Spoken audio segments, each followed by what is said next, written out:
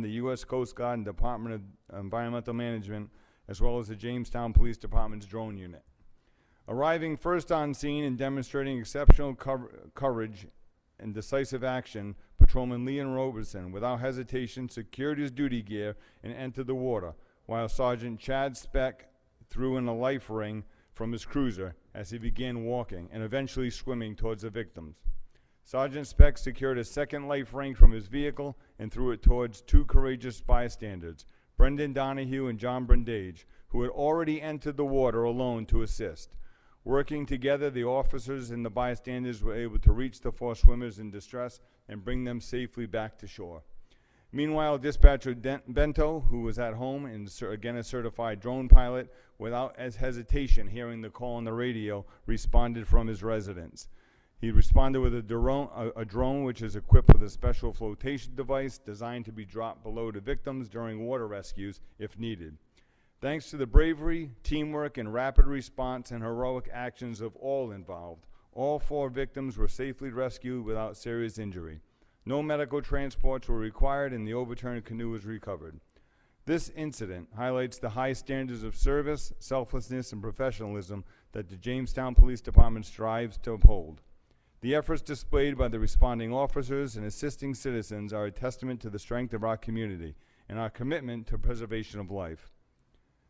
It is with great pride and gratitude that I commend the officers and individuals involved in this life-saving effort. Your actions reflect great credit upon yourselves, the Jamestown Police Department, and the entire town of Jamestown. It is now with my distinct honor to award the Life-Saving Medal to three individuals this evening.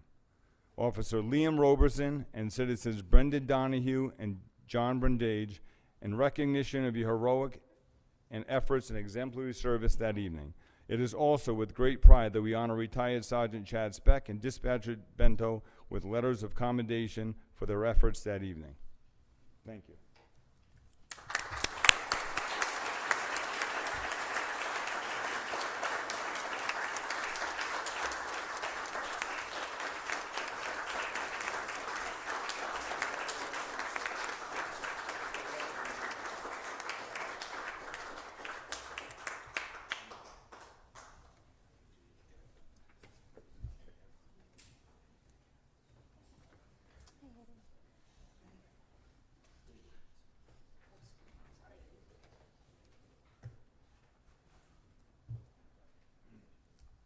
Thank you.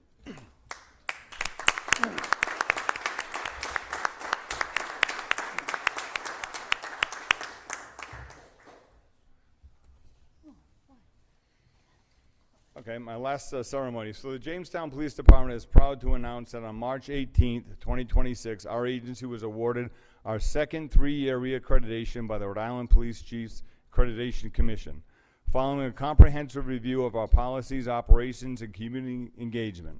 This recognition reflects our ongoing commitment to professionalism, accountability, and delivering the highest levels of public safety services.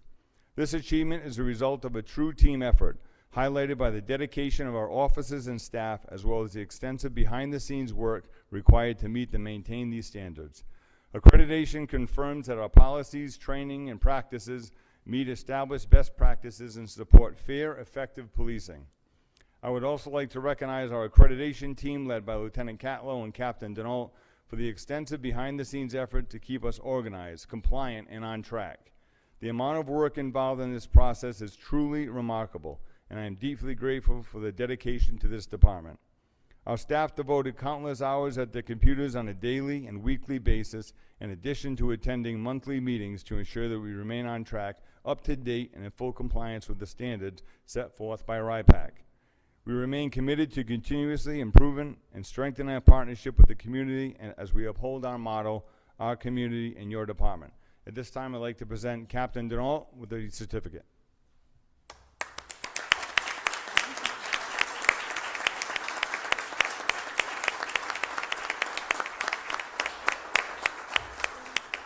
Thank you. Thank you. Thank you all for all that you do.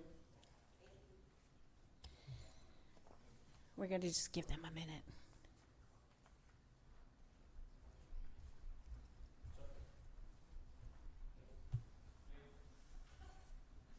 Wait Wave at your mom. No. Just ignore your mother. There you go. There you go. Hmm?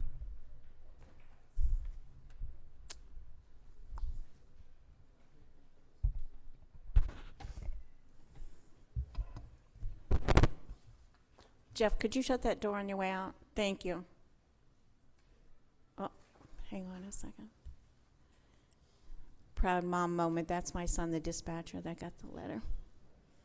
I didn't want to embarrass him while he was in here.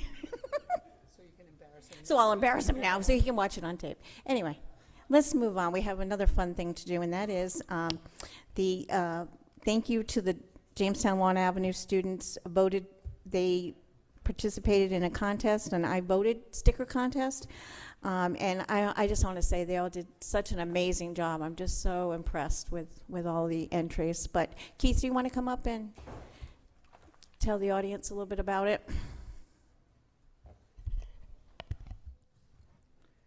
So the Jamestown Board of Canvassers, in partnership with the school department, did a 2026 I Voted sticker contest through the schools through grade 5 through 8. We ended up receiving 159 submissions. Their criteria were they had to use red, white, and blue, an optional color of yellow, and it must say I voted. It could include Jamestown or reference the America's 250th birthday this year. The designs had to be student-made and not AI, and couldn't use any trademarks or copyrighted material. The first section of the judging from the 159 submissions, we had a series of 7 judges throughout the town, including Town Council President Nancy Bai, Board of Canvassers member Laura Goldstein, Ms. Bernardo from the school department, the Democratic Party, one person from the Democratic Republican Party and one person from the Republican Party, and then State Rep Alex Finkelman and an Art Center member. And we ended up narrowing them down to 6 total finalists, and those finalists went to public vote that was open for about 10 days from May 26th to the June 6th, and they came out with the 2 finalists. The second place finalist was Hannah Sandler. I don't know if you're here.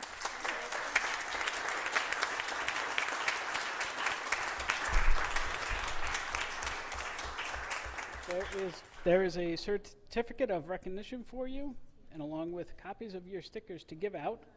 Your stickers will be given out for the September primary to all the voters that come in to vote in September. Thank you.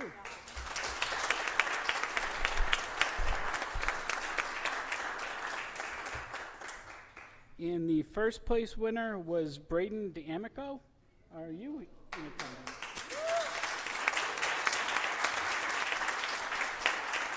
There's your certificate. And your stickers will be given out in November primary. Thank you.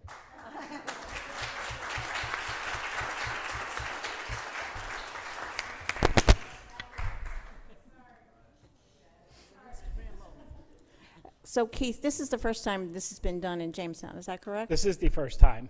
Okay. And it was a submission from the Elections Training and Advisory Ad Hoc Committee about complaints about the stickers being blue and white with very little, no red and a little bit of yellow.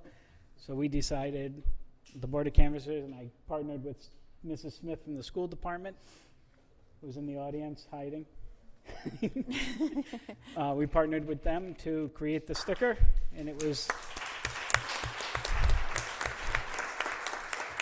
I'll count it as a success. I think it was wonderful. I think Also, it was wonderful. the art department should be commended also because 2 kids from the 7th grade, so it's Yes. doing something right. Thank you so much. And Thank thank you to you. both of you, and congratulations. Terrific.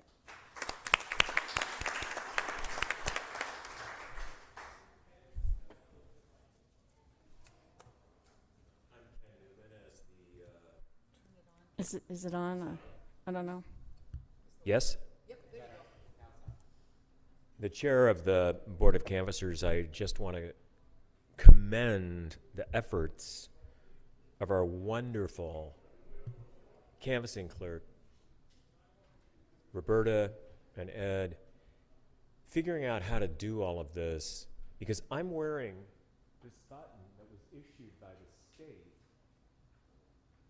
I'm the representative of the Board of Canvassers for the Democratic Party, one of three. Sorry. But it's blue. Sometimes it's red, sometimes it's white.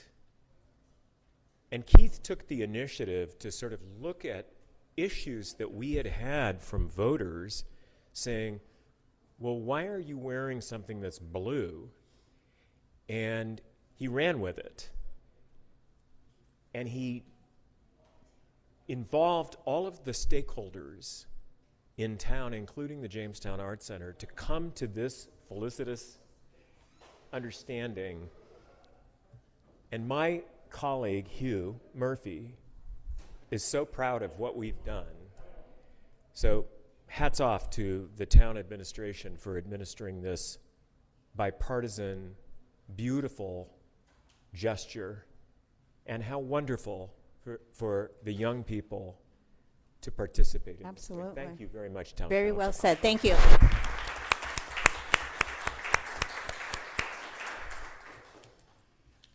Perfect. Thank you again. Okay, so I will now entertain a motion to convene as the Board of Water and Sewer Commissioners. So moved. Second. All in favor? Aye. Aye, thank you. So we'll start with an open forum. So this is for water and sewer matters only. Is there anyone that would like to speak? Okay, I see no one that would like to speak, so we'll move on to the report of our town officials. He's in a different spot. I know, right? You were hiding. You weren't in your regular spot.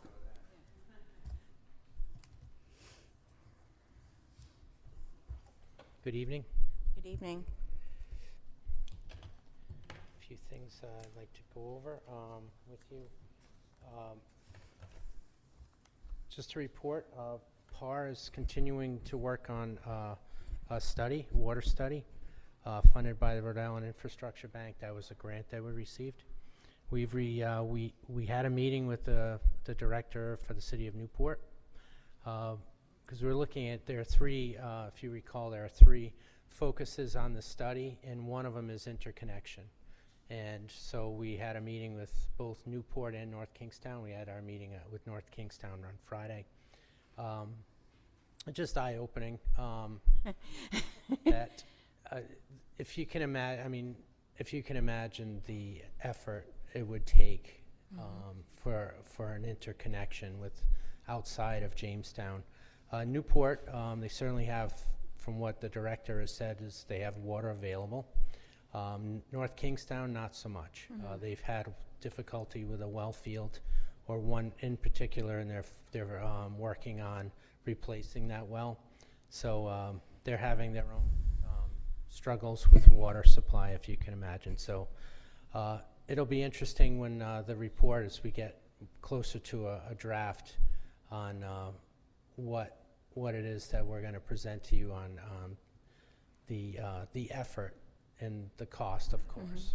Any So- idea of a timeline of when that will be completed? So we have the grant goes into the later part of this year, so we're hoping to have something, in the coming months to present to the commission.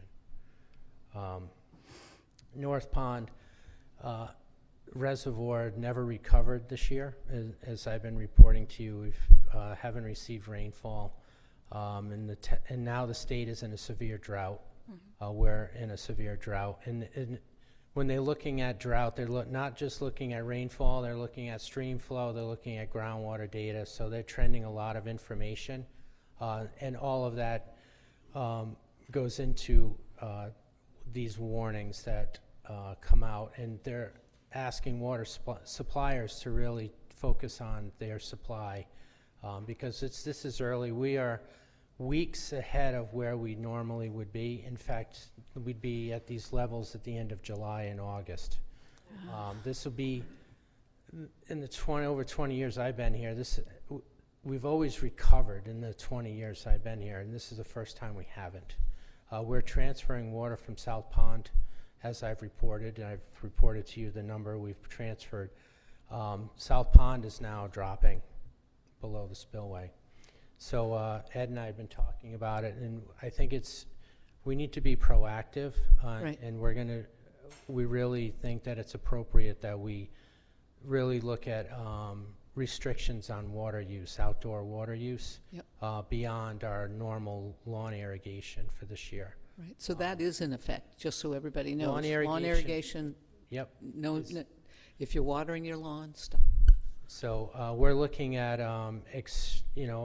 boat washing, car washing, house washing, exterior Right. washing. That we're not looking at people with gardens, vegetable gardens and that sort of thing. So you'll be hearing that this week, that we're going to institute a ban on outdoor water use. So that'll be coming this week. But it won't, just Mike, to be clear, it won't be on my tomatoes or on gardens? No, I mean, that's not what we're focusing on. We're Okay. focusing on, Big things, big things. power washing, that kind of thing. Yeah. Okay. Is that ban effective for the north end as well, outside the water district? No, the district, we only regulate the customers on the water system. We don't regulate people on wells, residents who have wells.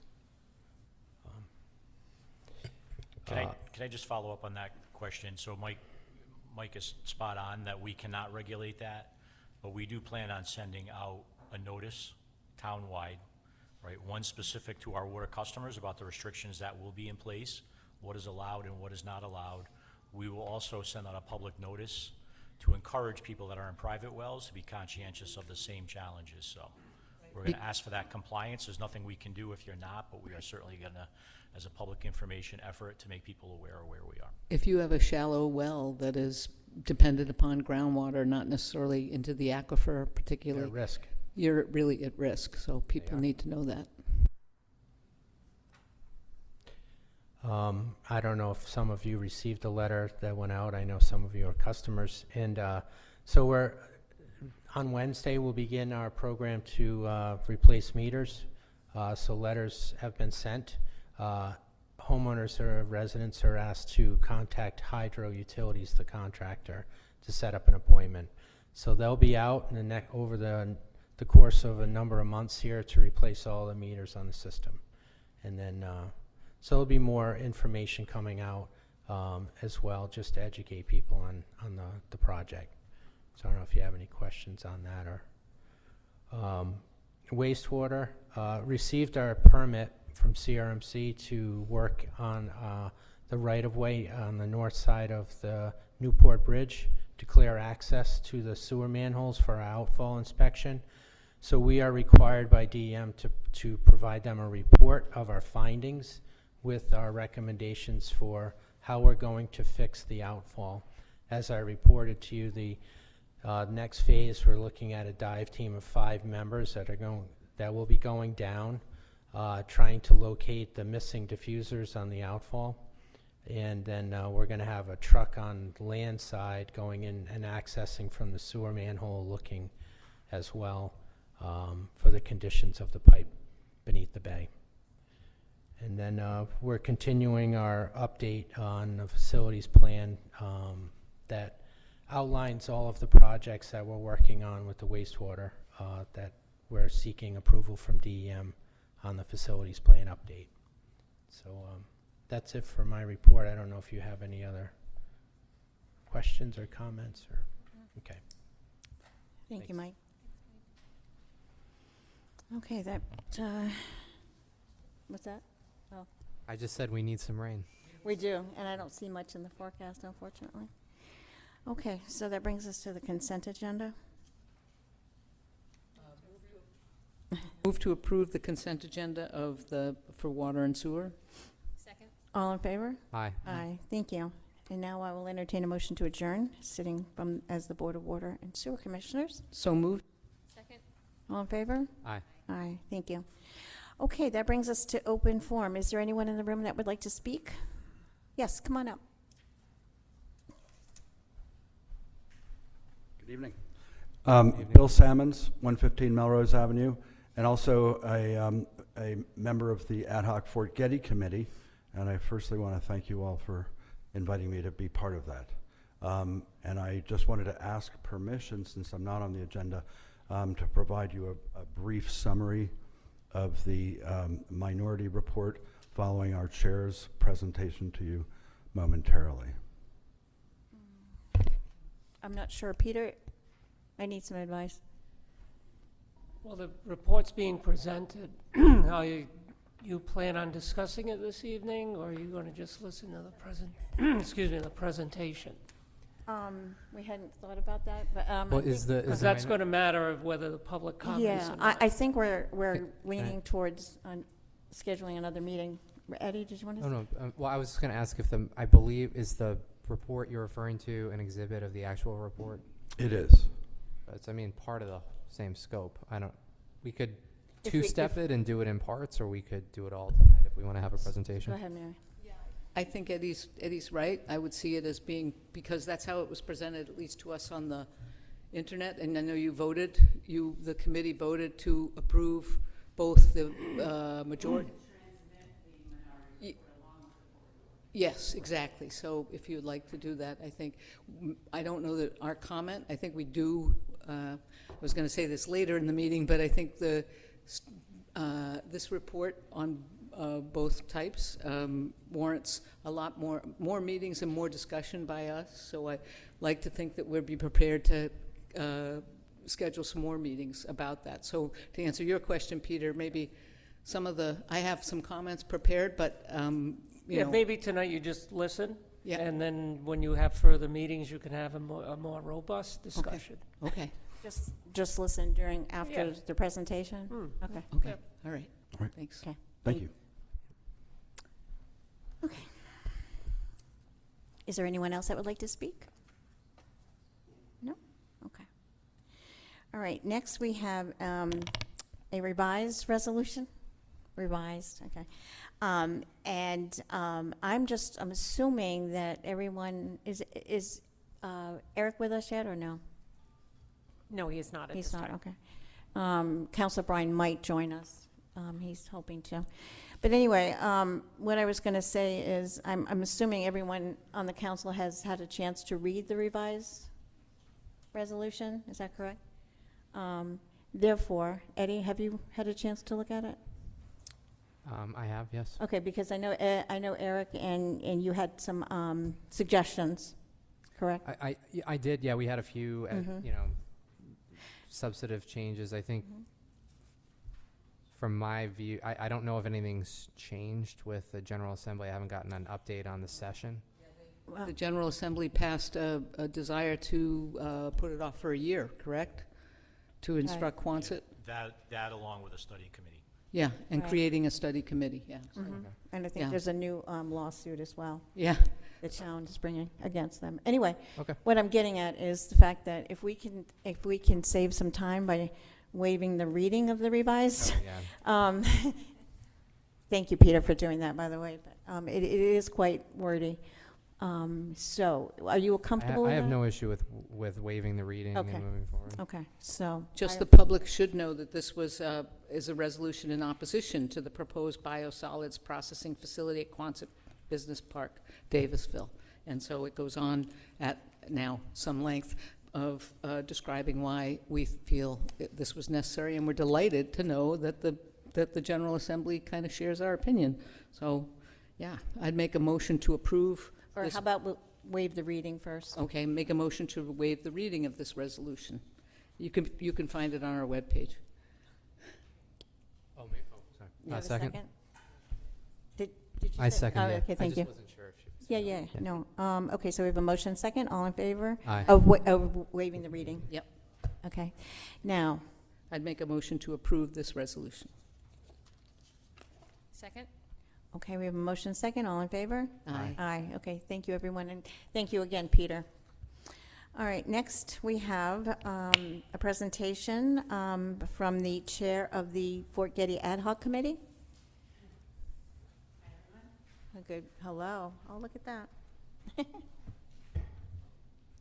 She's ready for you. We have slides, which I was working on On the plane? on the plane. Here. Yes, but Yes. it's good to be here. I'm happy Where were to- you coming from? I was coming from Dublin. Oh, lovely. Yeah, very nice. So you can tell your commitment to this effort. Well, I was already coming back. Right, I John understand. Potter was ready in case Right. anything happened. But But John is not here. I'm glad to say that all of my, oh, you are, great. Oh, there he he is. is. He's waving at All you. of the snuck members of the ad hoc committee are Are here. here. And Eric Alley is here. Oh, good. Despite See? recent surgery Right. for which he would Eric has appeared been a trooper. He's appeared at your meeting. hauled into with- meetings that we yeah, didn't exactly. expect him to So- do, but we couldn't do the work without him, so. So I'll just start as Roberta is setting up to just, again, I'll echo Bill's thanks to you for appointing a great committee, a very diverse committee that made for really interesting, robust conversation throughout, which I think every ad hoc committee should be, in every committee. It's healthy. In my presentation, I'm going to try and move quickly because there's no surprises. You've seen every rendition of this report. We've been very open and transparent. I'm just going to quickly recap in terms of the charge that you gave to us, how we approach the work, some high-level findings, a very quick summary of the recommendations, and then I'm just pulling out a few to highlight what those are, and then some recommendations moving forward. And are you going to run these, Roberta? I'm trying. Yeah, but you don't have a clicker that I can use, correct? Just having trouble getting it on the main Okay. display. Bear with me for a moment. Sure.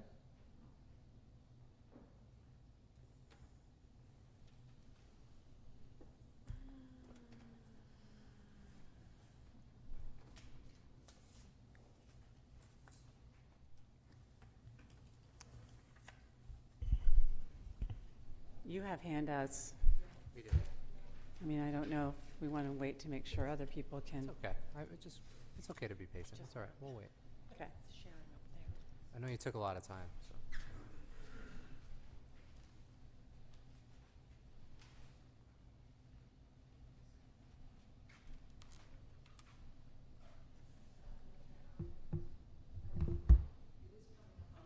I just want to say some of the photographs in your report from the Historical Society were just amazing. Big shout out to the historical. I know, right? Yeah, absolutely.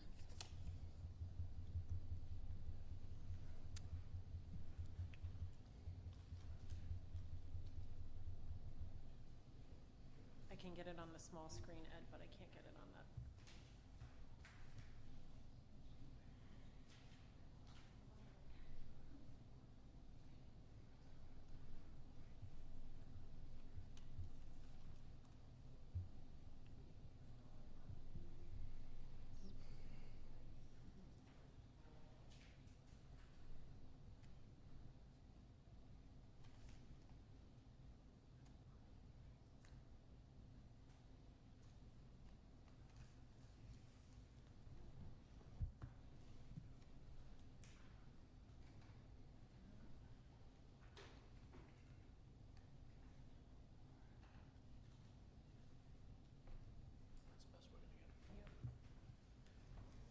I'm sorry, Marissa, that's as best as I could do.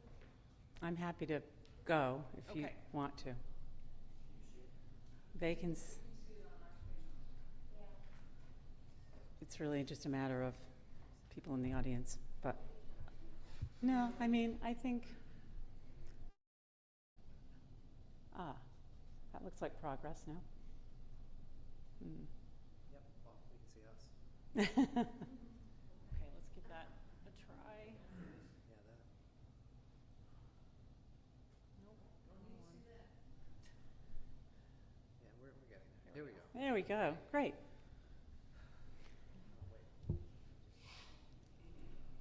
Okay, so we can go to the next one. This is just, I wanted to begin with a reminder of the charge because I think very often people thought our charge may be more expansive than it is, or maybe we just read it as kind of concrete. But you asked us to basically review and report on the physical conditions of the infrastructure, et cetera, at Fort Getty, and that's all in the report. I'm not going through that tonight. That's all detailed. And then also to think about potential improvements. Again, that is all in there. You asked us to come back and report here in 6 months, and I did that. So thank you for the charge. It was very helpful, and we took it seriously and stuck to it, and this is how we did our work. Next slide, please, Roberta. So since we first formed in August of 2025, we've had 17 meetings. That included a couple of site visits to Fort Getty as well as to Fisherman Memorial Campground. We did 2 surveys that I know you are well aware of. One had more than 1,000 respondents. I think it was the highest response rate we've had in the town of Jamestown. And then we also had one for non-resident park users.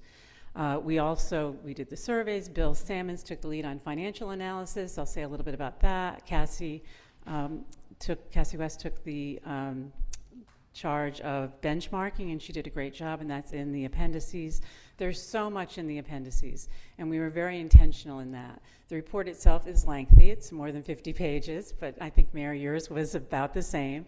The appendices are extensive because we want you to see the full breadth of material that we also sorted through. We heard a lot. We relied on town staff for so much input, but we also heard from a number of stakeholders, many who are here tonight, but many who are not, that came throughout the process. We received about 40 letters, as well as people coming and giving public comment. We're super grateful that you afforded to us the beta group with Eric and Alyssa. They were very, very helpful. We waited to engage them until we had gone through kind of the first phase of our own deep diving into information. And then we looked at prior plans, and we did a lot of deliberation among the 5 of us. Next slide, please. So this is just the report structure. You've seen it. You see what the different components of it are. I've, again, raised this just to raise the appendices, that there's a lot of material there, and I would really ask that you go through that. Everything that we went through with Eric is in there, and we went through a lot. We ended up in a place that is just kind of directional in terms of some of his drawings, but there was a lot that I think could inform future work. This full report was supported by the full committee. And as you know, there's also a minority report authored by Bill Sammons and Cassie West that the full body voted to transmit because, again, we thought it was really important, even if we didn't have a majority of votes on that, that you understood the full range of discussions happening. Next slide, please. Next, and then after that as well. So this is just very high-level findings. Some of these you may have heard before at the midterm report, but basically Fort Getty is well-loved, well-used. It's used year-round. There's a lot of satisfaction generally and with the beaches and with the trails, but there's also a clear opinion that there's room for improvement. One thing that struck us early is that we talk about Getty as a campground, but it is so much more than that. We learned that from correspondence, we learned that from the surveys, and of course we know it. But when Cassie in particular started digging around and looking at what websites said about Fort Getty, it just leads with campground. And we think that there's a lot more that can help with the identity of what Fort Getty really is. We all know that infrastructure is overdue, the restrooms need work, electrical, et cetera, as well as the pier, and all of our work just affirms that. In terms of camping, again, we've all seen it over the last 10 months. There's a lot of opinions about camping. The survey showed that 54% of the over 1,000 respondents are in favor of maintaining RV camping. Some want to expand it, some want to reduce it, and there's 21% that would like to eliminate it.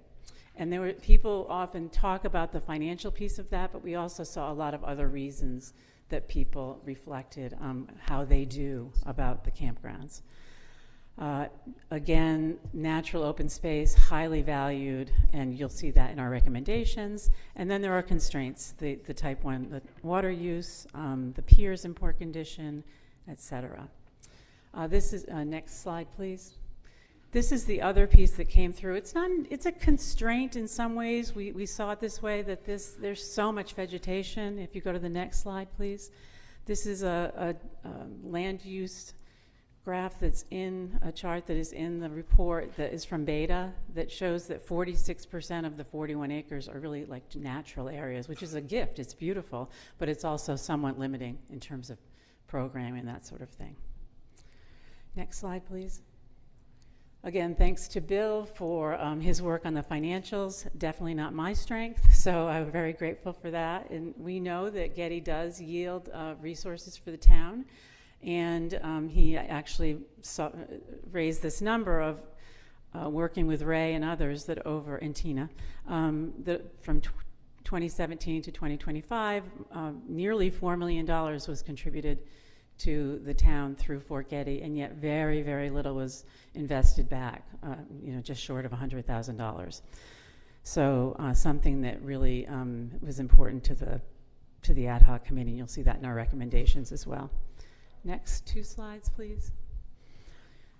So I'm going to go through the recommendations, but before we really dug into recommendations, which was really about the last third of our work, we probably started fully thinking about detailed recommendations in April, May.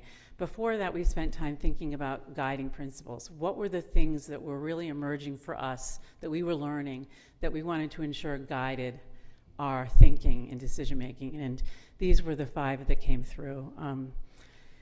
Getty is wild and rural and awesome, and so the first one was really let's make sure that whatever we do, that we steward this distinctive character. So, no permanent buildings, no permanent structures was something that many of us felt strongly about. Take pride in quality. Let's invest in Getty. Let's not let it get into disrepair. Let's make investments to make it better and maintain them. Let's be welcoming and neighborly to our own residents of Jamestown, but also visitors. Let revenue serve the park, don't drive it, meaning we don't want a casino. That's kind of an extreme version of that, and then honor what people value, which is primarily kind of this diverse user base of bikers and runners and campers and boaters. And next slide. This is the recommendations. There's 16 of them. I'll quickly run through them. The first is adopt our guiding principles. We think they're really great. We think that no matter what you end up doing, if you follow those, it will be valuable for the town. Clarify the park's identity. I've talked about that already. Enhance natural beauty. We'll be talking a little bit about some of the things that we think you should do or invest in to do that.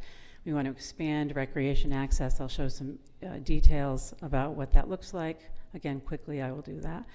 The bathrooms. This was a question. We have some recommendations in there about moving forward with the lower bathroom, adding a bathroom. I'll mention this in a minute. We're recommending consolidating tent camping in Area 22 and adding a restroom facility there, and then adding one at the ramp. And if you can do those things, getting rid of the upper bathroom.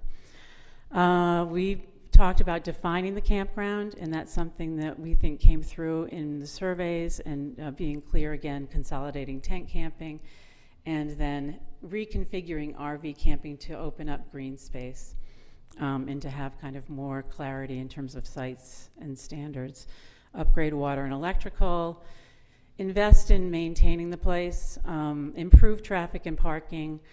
This is something we spent a lot of time talking about and exploring with Eric, and we really didn't end up coming to a clear consensus about what should be done, other than we need a traffic study during the peak times, and thinking about boat trailers. We had some ideas, and they're in the materials, but nothing that we're saying to you that you should go forward with. Accessibility and sustainability are important things and principles that need to be thought about in everything that we do at Fort Getty. There's opportunities to interpret the beautiful historic assets once they become beautiful. We're recommending a storage facility in the same area that we're recommending a bathroom down in Lot 22. We think there needs to be better governance of Fort Getty, something advisory to the town council that's standing. What that exactly is, if it's specific to Fort Getty or more broad to the rec, is the rec department is kind of out there. And then there's a lot in the surveys. There's a lot that have come through that we see as outside the scope that we would recommend that you look at that, and there may be opportunities for long-term planning. And then there are some things that just kept coming up: dog policy, events. People want events and programming. How do you think about that as a town council? We think in our work, we thought about mostly ensuring that what we're recommending would support that. Okay, next. Yeah, so the first, could you go back one, please, really briefly? The first one I've already touched on, but one of the opportunities, again, is identity. This is the opening when you come in at the gatehouse. There's nothing that tells you you've arrived at Fort Getty. And I'll say a little bit more about signage later, but just that entry moment and where are we, what is this place, and we think that that would be important to address. This one was really kind of kind of the gem that came through. Eric really pointed this out. Both batteries, right now you can't even really see them, or the first one, battery whiting, when you come in, which you'll see in a minute, is really falling apart and is kind of an eyesore, and it's the first thing you see. And up here, there's an amazing view of all around, of all the Narragansett Bay, and just beautiful, beautiful views. It's kind of the gem of Fort Getty, and yet it's hidden, it's not accessible. So we're recommending that that be addressed. That's kind of the most important thing in some ways. And then the same with battery whiting, that if that, again, we need to make sure that they're safe. We need to make sure that they're accessible. But once that's done, we really just think there's not a lot that needs to be done. They just need to be available for people to go up and have photos from their weddings or have a picnic. Next, please. And then this is just more thinking about the battery whiting area. Right now, there's kind of random parking. Could we define it a little bit more? And then the trails. The trails are so popular, people love them, and it came through that there's really an interest in connecting the trails, and if this battery Tussard could be addressed, that would help link the trails. And the next slide shows one of Eric's concepts, an early one, that again we're sharing with you. Nothing is finalized, or we're not saying this is the way it actually has to be, but just some ideas of how this could be. Next, please. So the campground, this on the left side here is the campground's current conditions. You know that, the things that need to be addressed, and on the right are things that we're proposing. The two in red are the areas that, and it's amazing because all the other areas we had pretty much agreement, but the areas in red we had real disagreement as a committee, and so you'll hear a little bit more about that with other things from the minority report. But we were able to at least move forward and get some general agreement in terms of reconfiguring the RVs to about 62. And part of how we could do this was that we came to agreement around things like we want to open up green space to the west, to the north, to the south. We want to consolidate tent camping. We want to add permanent restrooms. So there's a lot of things that we think are important to do. So we were able to come to some general guidance for you. And then in terms of the RV policy, there's a recommendation to, right now, it's first come, right of first refusal, and there's a recommendation to change that, and there's a time frame. Again, we're deferring to the town council to make some decisions about that, but the majority of the committee voted to make that change.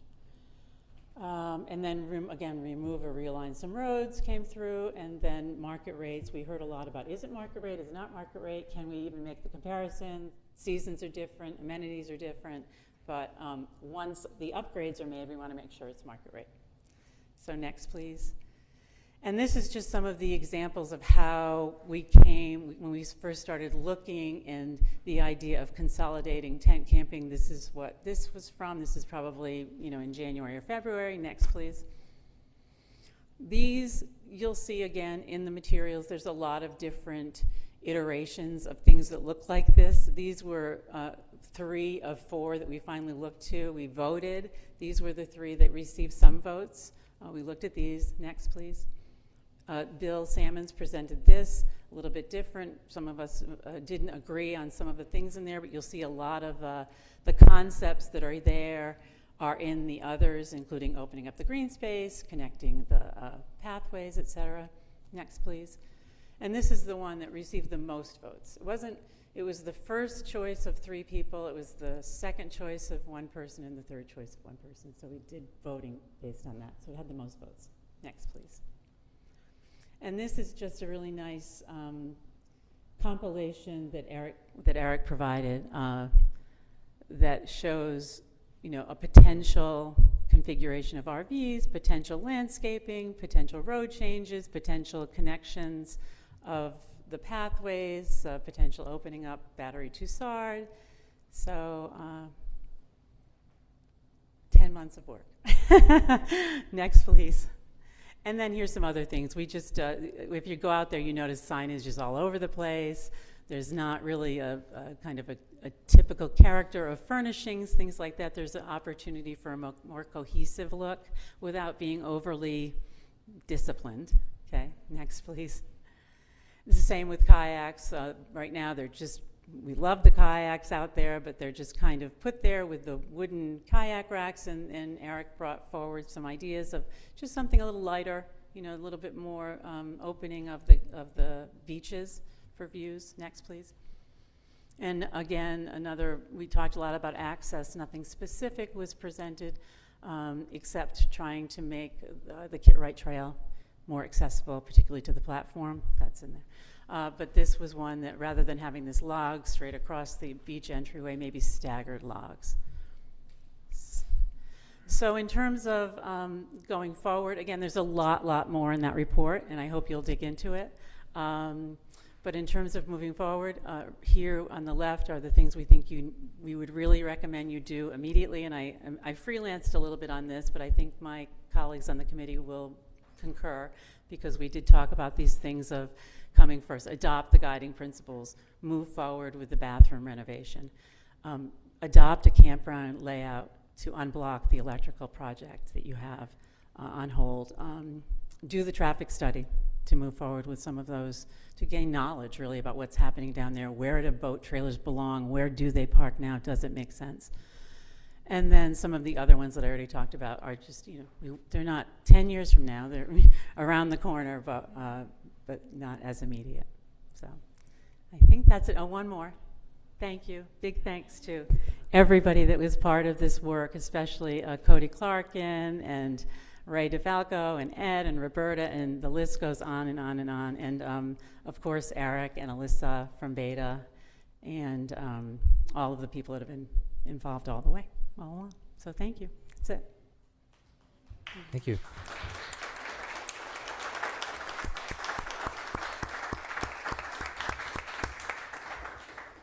Okay, so now I guess it's up to us to decide where we go from here. Oh, that's right, Mr. Sam. Yep, we'll let you go. All right, thank you again, Bill Sammons. And thank you for putting this wonderful committee together. It's very much an important issue for the whole town. That was very clear. There was a lot of work done. But at the end, there were two of the committee members, Cassie West and myself, who decided we would put a minority report together that coincides with the majority report. And you may be asking yourself, why the need for a minority report? Because the work's not completed. As much work as we did in this committee, this process was incomplete. We did not consider all the design alternatives. We did not consider cost constraints. We considered that outside the scope of our work. And we did not consider other revenue opportunities and alternatives to RV camping. Plus, this is a community decision that really needs more community input. So our minority report provides two alternatives. They divide on the basis of the investment cost. So first of all, we have to consider what the full cost of the work involved is in putting forth a plan as the majority report does. If costs cut the operating surplus in half, then maybe it's time to consider a different type of park, a park for all the people in the town with other revenue sources. But if the costs are reasonable and provides sufficient operating surplus, and you decide to go forward with an RV campground inside this park, then create a suitably sized RV campground. Upgrade to 50 amp pedestals, terrace it with 30 by 60 foot sites, run it like a business, charge market rates. Make sure it allows year-round use of the park for all constituents. And if you saw briefly the plan that I put forward, I really think that that whole western section of the park could be green space. You could have an RV campground moved further to the east. Did I say east? I meant west. We said west. Okay, and so, thank you. Because there is a lovely swath of parkland that can be created. Some of it has been opened up by the majority report. I think more could be. So consider that. Border it with a green buffer and separate the traffic flow. We have got CISF there now. We have a lot more traffic running through there we've got to consider. Let me give you a brief financial perspective. As we pointed out, there is operating surplus, largely because there's not a lot of expenses that we're not doing a lot of investment out there, of $472,000. Of that, I estimate that the RV operating surplus is about $390,000. So what does that represent? It's less than 1.5% of taxes raised. $630,000 has been borrowed to date. If we have to borrow another $1 million, we will cut the RV surplus in half. What does half of $390,000 amount to? Well, that's 0.7% of taxes. That's $40 for the median household. To put it in a total Fort Getty perspective, we just bought a second Fort Getty pass today, $15. So raise it to $50. Possibly charge more for non-residents for weddings. If we had 10 weddings at $20,000, that's $200,000. The point is, and none of those are, those are just ideas. The point is that we should not feel handcuffed to RV income as a revenue source. There are other revenue sources that we really should consider, because we hear that loud and clear from the survey. Revenue is important. So what's next? First of all, create a full cost estimate before determining the next steps. I would take the majority report beta plan of the number of sites on that, ask the town administrator to do the engineering analysis necessary to figure out, do we have to pay for more conduit to get electricity to the park? What does it now cost for those 63 pedestals? Get that cost, go to Beta Group and get a cost estimate of what it would cost to terrace and figure the roads. So this is the beginning of park re-envisioning. It's not the end. So there's actually a recommendation in both reports, which is to create a permanent Parks and Rec commission. That could shepherd the process of what kind of park does the town want, set up a funding structure that that the Parks and Rec Commission can oversee to invest in our town parks and rec facilities, and design a park that serves the entire Jamestown community. So that is a quick overview. There's a lot of information and a lot of thought in the minority report. I welcome the idea that we might be able to speak further about Fort Getty. Thank you very much. Can I ask one question? Oh, yeah. When you say if we borrow another $1 million, it cuts half, like we have, the contribution would be half because of the debt service. Over what time period is that? That's a 10-year time frame. Okay. And that was through discussions with Tina Yep, that's okay. I just Yeah. didn't, I just wanted to make sure I understood that. Exactly. Thank you. Yeah, how long? Yeah. Yeah. Okay, Yep, okay, thanks. thank you. Thank you. If I might, Peter, I just want to say a few things just because I got us into this. It was my idea to have a committee, and I appreciate the council's support, and I just, I can't thank you enough for all the hard work. I know that it was hard work, and I just really appreciate all that you did. I think it is incumbent upon us as a town council who sought information about Fort Getty to take this in hand and act on it. I'd like us to, I think it's important to note that in 2025, Ed, you proposed improvements to the park, and they were necessary. I can tell you why there haven't been many improvements done between 2017 and 2026. There was a thing called COVID, and that pretty much blanked any investment that the town made in anything, which is why Ed took the opportunity in 2025 to propose a lot of different improvements, and we sought a lot of improvements. The committees reviewed the park thoroughly. The landscape architect has begun to do the two preconditions that are necessary to solve a design problem. And the first is seeing what's really there, which Eric did beautifully, I thought, and I thought his illumination of the fortifications was inspiring, was absolutely inspiring to this child of a 112-year-old child of a World War II vet whose family was deeply affected by that war as well as by World War I.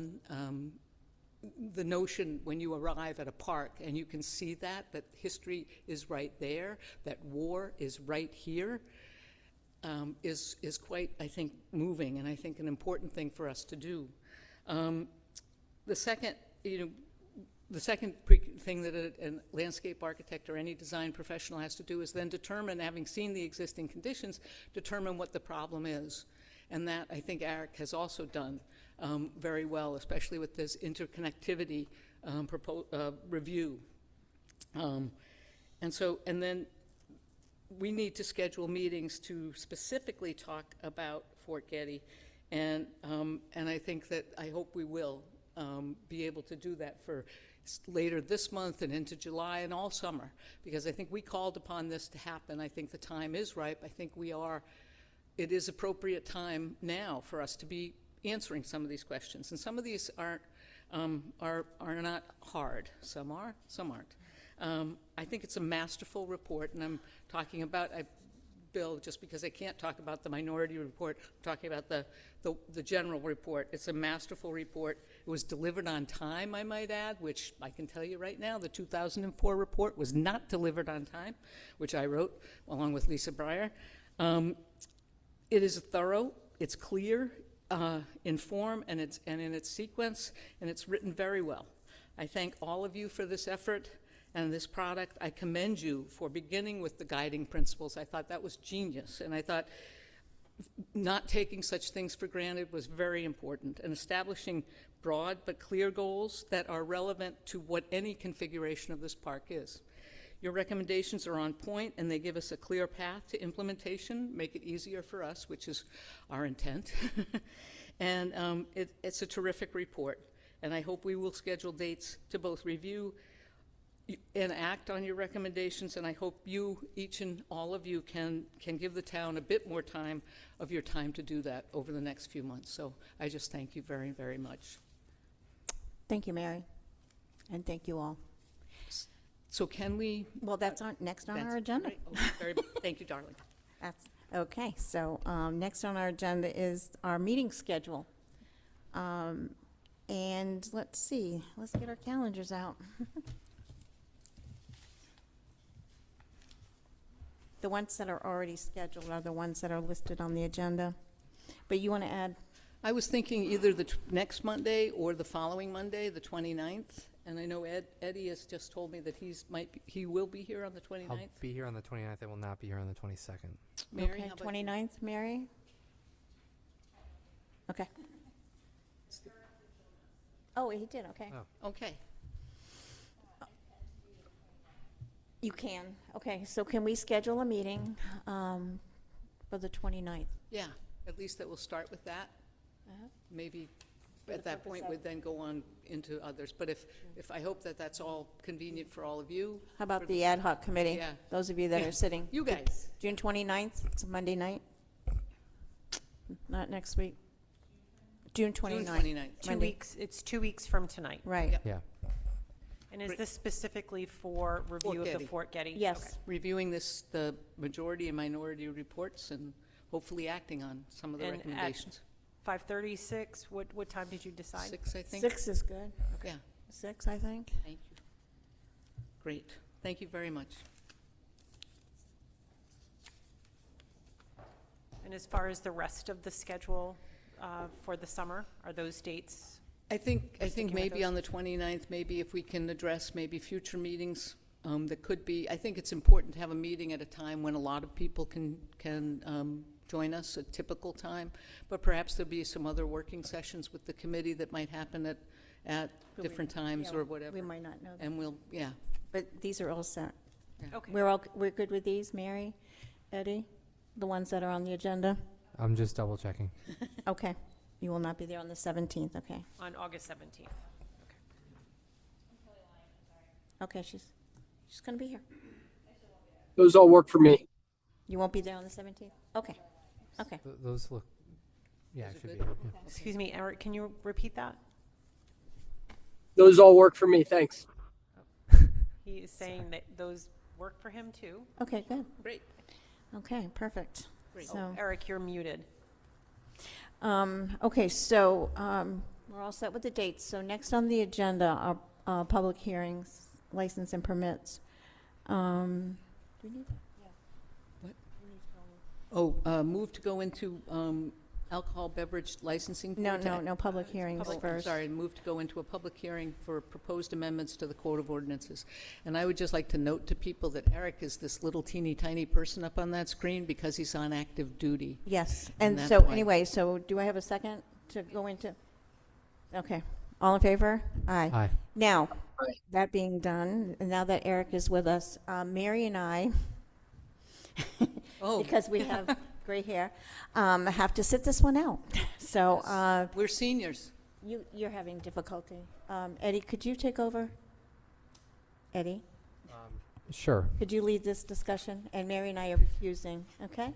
Is everyone leaving? No. Mary's here and Eric, so you have a quorum, okay? Have a quorum. It's gray here, but it's not. So. So we're entering the public hearing for proposed amendments to the Code of Ordinances, Chapter 66, Section 66-64, Taxation and Finance, Schedule of Exemptions. These ordinance amendments are proposed to expand the tax exemptions for seniors duly advertised in the June 4th, 2026 edition of the Jamestown Press. Do we have any discussion or move to approve the tax exemptions and the updates? I move to approve. So we have a motion to approve. Do we have a second? I'll second it. Eric seconds it. Eric seconds it. All in favor? Aye. Aye. Any nays? No? Ayes have it. Do they get to come back now, or do I keep going? You did a great job. Thank you. Okay, now I will entertain a motion to sit as the Alcohol Beverage Licensing Board. So moved? All in favor? Oh, thank you, sorry. All in favor? Aye. Aye, thank you. We Aye. have one applicant, which is the Jamestown Art Center. This is for a Class F nonprofit license for one day on June 26, 2026. Move to approve for this one-day Class F license. Okay, we have a motion and second. All in favor? Aye. Aye, thank you. Aye. Now I'll entertain a motion to adjourn from sitting as the alcohol beverage license. So moved. So- All in favor? Aye. Aye, thank you. Okay, Aye. now we have some other events that are going to happen. And I'm going to let Mary take the first one that I need to recuse from. That's the Jamestown Rotary. Okay. This is a one-day event and entertainment license by the Jamestown Rotary Club at the 50th Annual Jamestown Classic Bike Race at Fort Getty for October 11th, 2026. I would entertain a motion to approve. Second? No, you have, Oh. you have to give the So motion. moved. Oh. Good, she's motioning, you second. All in favor? Aye. Aye. Okay, you come back.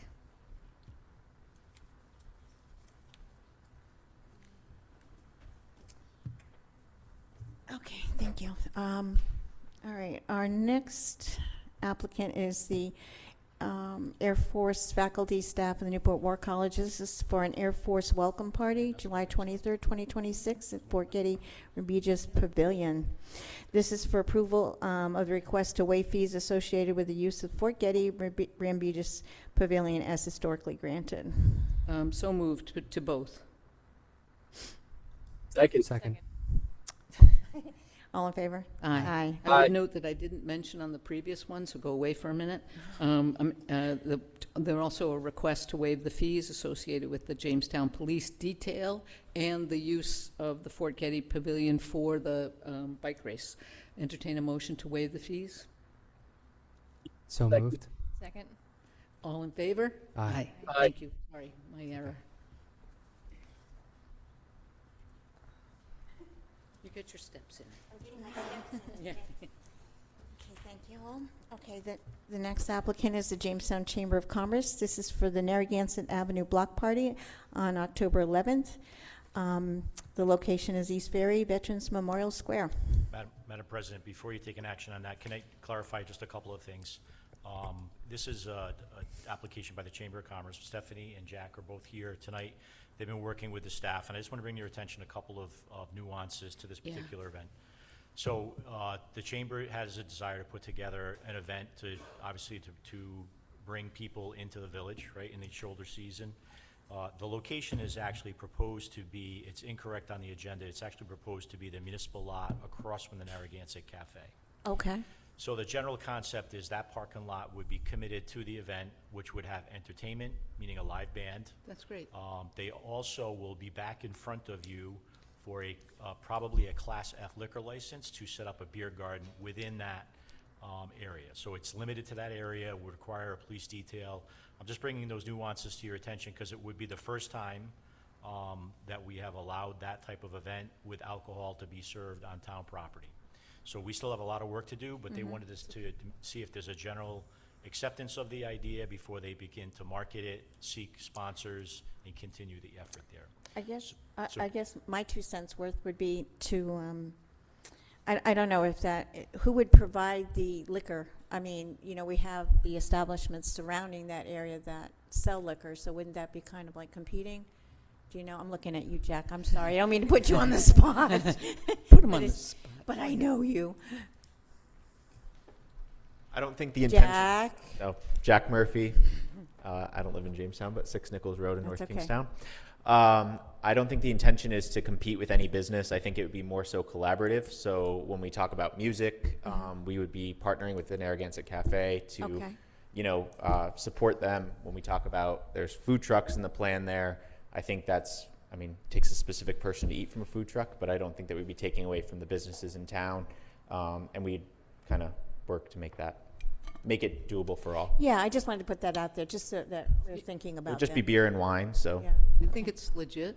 I think it's a legit concern, and I think that not just for alcohol, but you might ask some of those businesses, because they might all provide, I don't know, they might all provide something or whatever. I'm not really sure about it. I'm not sure how the rules work with that, but we would. Yeah, I know. But the notion of providing alcohol on not school property, sorry, kids.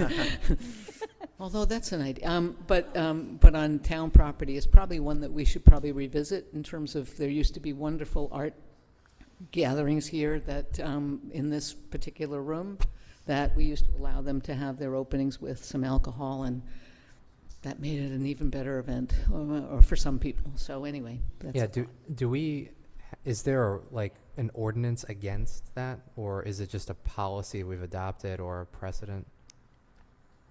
So there's a general ordinance that prohibits consumption of alcohol in public, but you can certainly permit it limited to this area. So if, you have to envision, it's a small parking lot.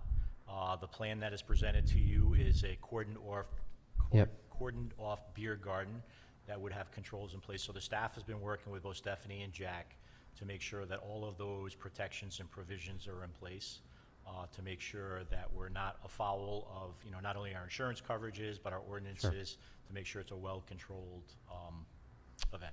Yeah, I mean, I don't see any issue with it. I mean, I feel like as long as we're within the scope of our laws and what we think is right, we should be as permissive as possible with things like that. I would say I went to a library event a week or two ago where they did not have that opportunity.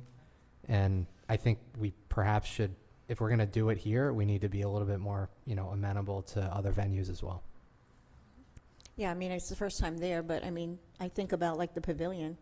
Basically, it's town-owned. That. Yeah, I mean, I think we got to be clear Yeah. though. Like, I think we can't just, it's, what is this? I think in all the freedom of cases- law? Like, we got to Yeah, be yeah, careful about what we do. But let's just make sure we're clear and Bourbon Street? Bourbon Street, thank you. Yeah. Bourbon? Yeah. It's been a while since I've been there.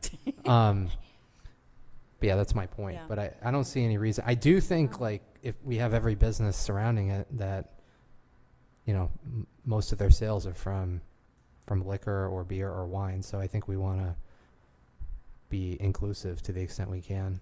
Do you work with some Yeah, of as the- long as it's complimentary and they're, if they're going to hate it, they're literally right next door. I would just don't say think that we one of wanna our do that. biggest challenges with the chamber is that a lot of our events don't happen in the village, where most of the business happens, and that sometimes causes a conflict with our members, because they would like to see things that happen centrally. and- Sure. Well, presumably many of your members are the businesses that are right there, right? Yeah, so we're just trying to change it up, and bring something that supports Yeah, everyone. I think it's a great. I'm super supportive. I just think make sure they're on board with the plan around alcohol, assuming we do that, just so that way we're not taking dollars out of their pocket.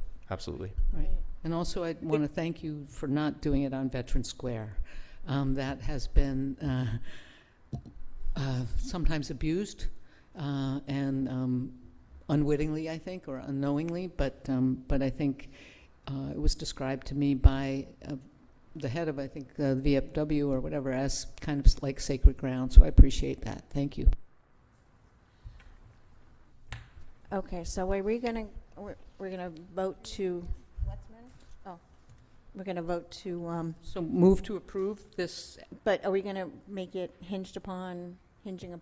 hinging upon the criteria that the town administrator described, or Yes, so they will be back in front of you Oh, for okay. the application of a Class F liquor license. That will Right. be the additional application license that they need. right, this is just for So an I event just, I license. want to be clear, just so your expectations are realistic. I know there's a desire to partner with local businesses to serve food and alcohol, and we've had this conversation with the chamber. The licensing and permitting process does not allow that. You cannot extend your Class B license across the street to allow that. That's why the chamber would have to pursue a separate Class F liquor license to allow for beer and wine to be sold only within that beer garden. Sure, The okay. same would apply for food. You cannot extend your food license to serve in the parking lot across the street. That's why they would engage food trucks. So I would have to rely on their assessment of how supportive the businesses are or how much the businesses feel they're in competition. But, they have, indicated that this is an event that's going to bring people, that's going to support the entire downtown business district. Again, something new, something to try. If it doesn't work, then we'll reset and shift to something else. Right. I mean, I'm not against it at all. I just want to make sure that, everyone is thought about, especially, I know not every business in Jamestown belongs to the chamber. So I just want to be, everyone to be cognizant of that, that's all. So if you want to go ahead and, does somebody want to make a motion? Okay, sure, I would make a motion to approve this entertainment, event and entertainment license. Second. Okay, all in favor? Aye. Okay, thank you. All right, and good luck. I know it sounds like a lot of work. I hope it works out. Okay, next we have the administrator's report. Thank you, Madam President. Just two items to report on. An update related to Heads Beach. So as we previously indicated, a request from the council was to determine whether we could use one of our existing shade structures that we own. We own two of these 35 by 35 foot square I would call them semi-permanent shade structures. So we did go through the staff put together a permit application through CRMC. That application is included in your packet, indicates the proposed location. It gives you a graphic of what that shade structure would look like at Heads Beach. Just letting you know that CRMC did approve that. It'd be up to the council if they want to put that onto an agenda item to approve that in a future meeting. The second item is just streetlight maintenance. So we converted to LED streetlights 5 years ago already, and we're in our 5th year of our 5-year maintenance agreement to maintain the 250 streetlights that we have on all town-owned roads. And that's all I have to report unless the council has any other questions for me. Is the permit for the shade structure, is that as close to the water as you can get, or is that dictated by the CRMC? We didn't dictate that. We tried to reach that 100-foot perimeter away from the shoreline. That's the general guideline of CRMC improvements. So the shade structure, what is the permanent fixture there, according to the application and the construction of the shade structure would be the basis, so there'd be the 4 corners, require permanent installation of a concrete base. The structure itself actually has the steel assembly, and the canopy has to be assembled and disassembled every season. Okay. Including whatever you have to put in the ground to keep it? The concrete remains. Yeah, right. So those, Any comments, questions? No? Do the footings like extend out, or is it? No. So it's kind of like, I mean, this is a bad example, but if you think about like a base that goes into a baseball field, there's a component that it slides into. Is that how it works, or? No, I mean, there is the 4 footings remain in place along Yep. with the bolts that bolt down the steel structure. So the bolts do stick up Yep. when the structure is down. So we would have to accommodate that to make that safe somehow, either bury that in the off season or put something over that to make that safe. Okay.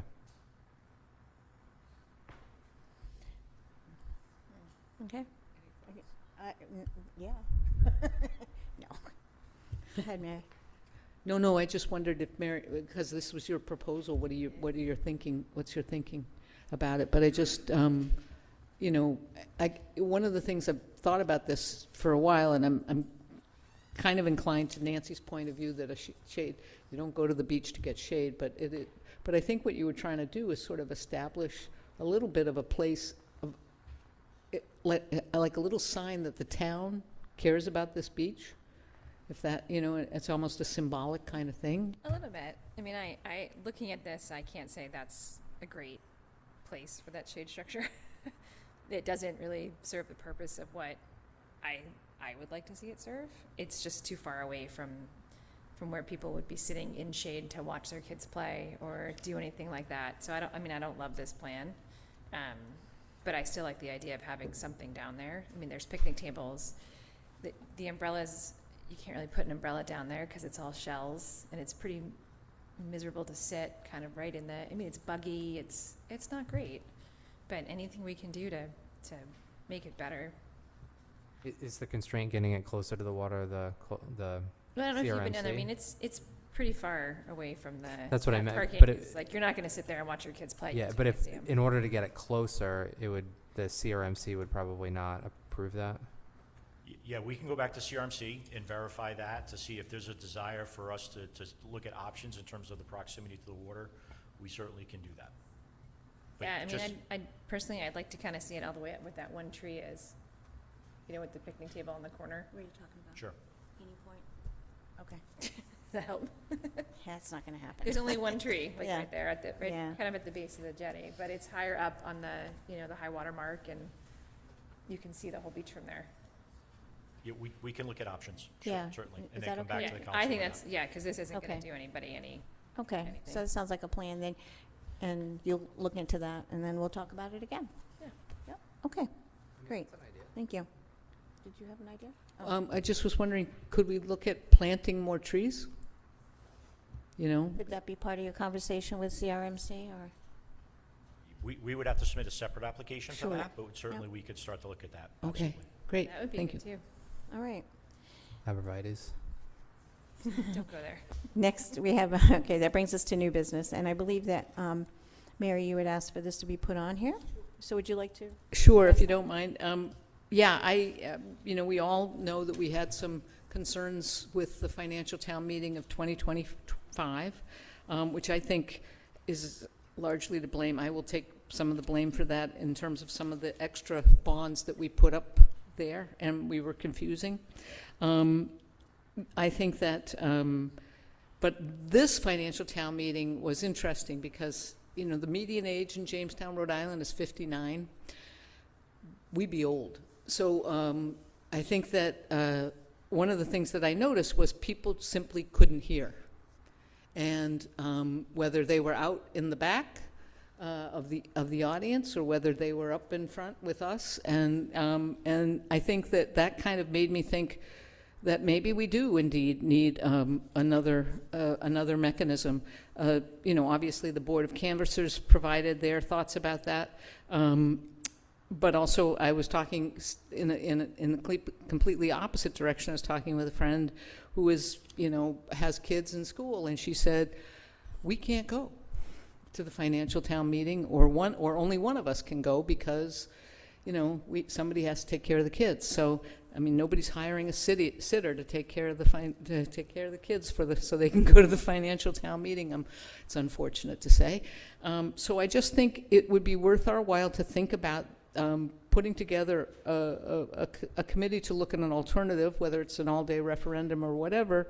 The committee we might choose the committee, we might ask the committee to report quickly to us, 30 days, 60 days or something, but then leave it to the next council to make that decision. And then you will have sort of the back, we can notify or make notice of it, and then you can, we can report on it or say what we think of the report, but let the other council the next council make the decision. And I think then you have the sense of two groups.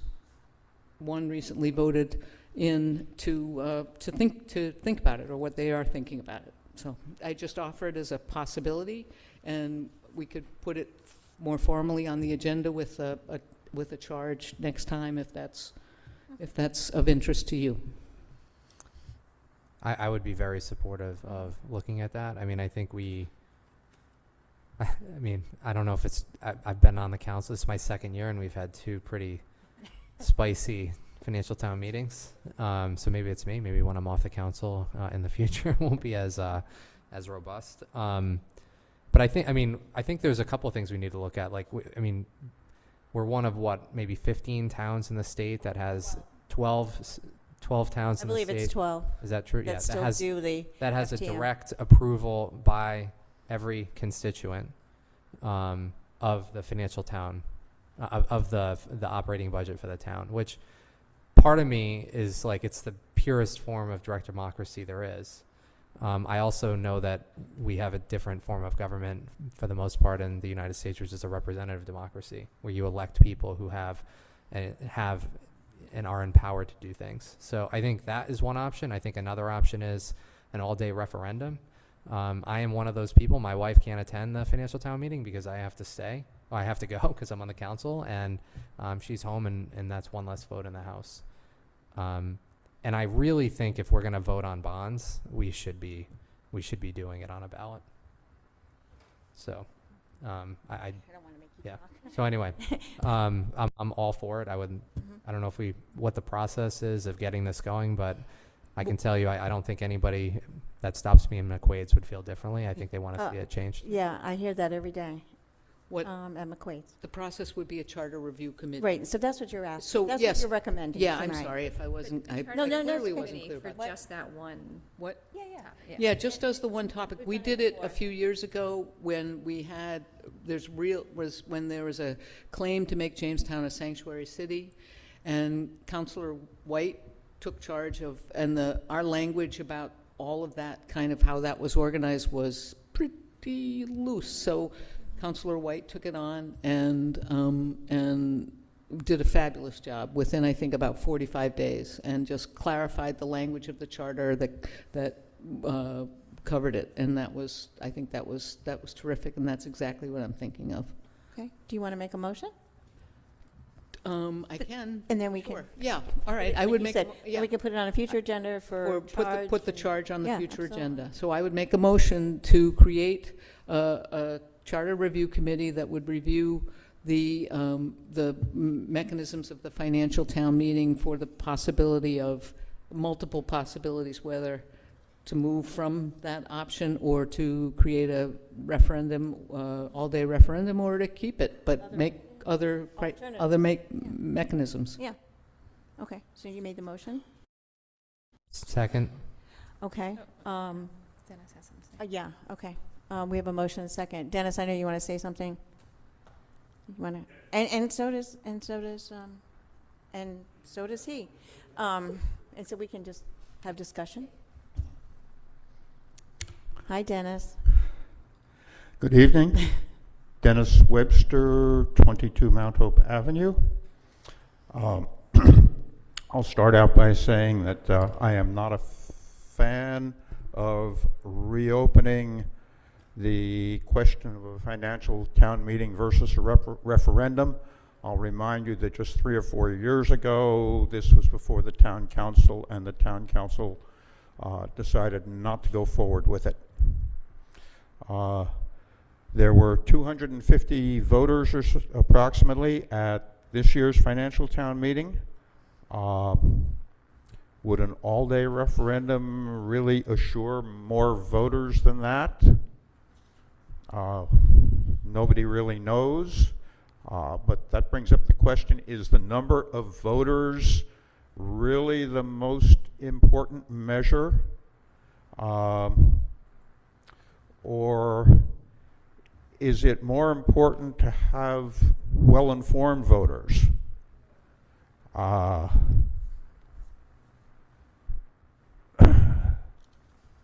Voters can certainly gain a lot of information from the budget workshops, but I will let the town council judge on how useful those budget workshops are and getting information out to the voters because of the large crowds you have for the workshops.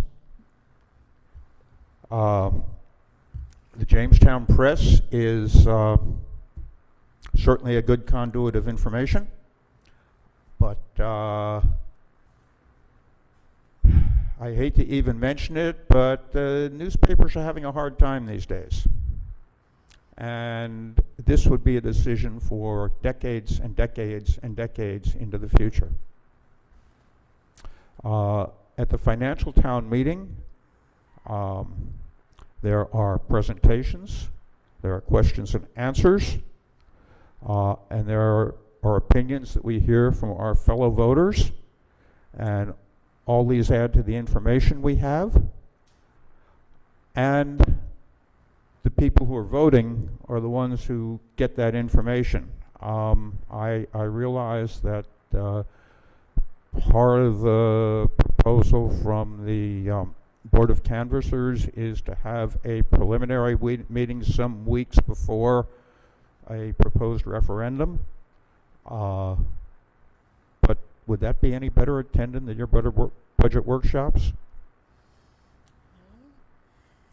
And would the people who attend that meeting be a significant proportion of the people who vote? So anyway, this this reconsideration seems to be based on the length of the 2025 financial town meeting, which was unusual. There hasn't been a financial town meeting that long for quite a few decades before 2025. Actually, Dennis, I did not base this recommendation on the 2025, although that was a novelty meeting. I based it on this year's. Okay.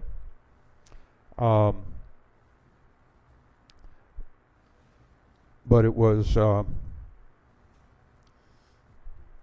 I don't think the 2025 meeting should be the basis for a reconsideration of financial town meeting versus referendum.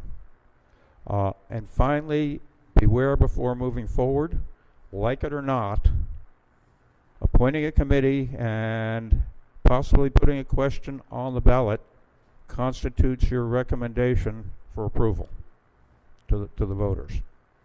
You might not want it that way, but if it's No, on the ballot, I 100% want it. I think 200, how many people was it this year? How many people, about 250 at the meeting. that's not enough people. I mean, I want, whether or not they're informed, not informed, I mean, we either need to have people having an opportunity and enfranchise them to vote, or we need to empower the council to make that decision. We cannot be in between. We have a Goldilocks scenario right now where we have like 200 to even 500 people when we had the most well-attended financial town meeting two years ago. Was not enough people. We had 1,500 people taking the 250, anniversary picture at Fort Getty. Not enough people. Like, the council can feel differently about that. Maybe Mary and I are going to get voted down. But if it was up to me, I would 100% redo the financial town meeting. I would not vote that way anymore, and we need to change it. Full stop. I So think we feel differently, Dennis. I respect you. I know you're a town moderator. You give a lot to this town, but we just have a very different opinion on this topic. Yes, well, I will observe that it's worked for about 350 years.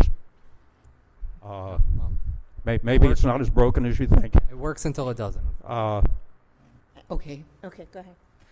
I just But I will just want to say the word one more time. Well-informed voters are important. Well, one of the dilemmas of a democracy is that the stupid voter can also vote. The uninformed voter can also vote. We don't require literacy tests. I had somebody talk to me about, what do you mean people who don't pay property taxes can vote? We don't require that either. If you're a citizen, if you're a resident and a citizen of the town, that's a requirement. Will more people? I have good authority that perhaps no more people will will do us an all-day referendum. Eddie's brought up the other possibility, which I doubt will fly, Eddie, that you would allow the town council to make the final budget decisions. However, I think that it warrants some discussion precisely because the ability to get that information is the onus would be on a town council to get that information out. We do have these budget sessions. Hilariously, no one comes. I think that's terrible. They don't call. They don't ask questions. They don't particularly, they don't call on us to answer anything. They don't ask questions. I think that people didn't particularly ask questions at this financial town meeting. I think that it is incumbent upon us as a town council to get our information out there. That does happen through the Jamestown Press, but it could also happen through a communication to every voter. And so I think there's a lot of options. I appreciate it, Dennis. I've been a big fan of the financial town meeting. I do not say this so that the people who are afraid that their neighbors will criticize them because of how they vote. I am appalled by that. I think that's a lack of bravery that just troubles me enormously. You should stand by what you believe, and your neighbors should show you the respect for what you believe. But I say this so that more people can be, as Eddie said, enfranchised. So. You don't want to talk. I'm so much pain. No, okay. Yes, Sorry. Hugh.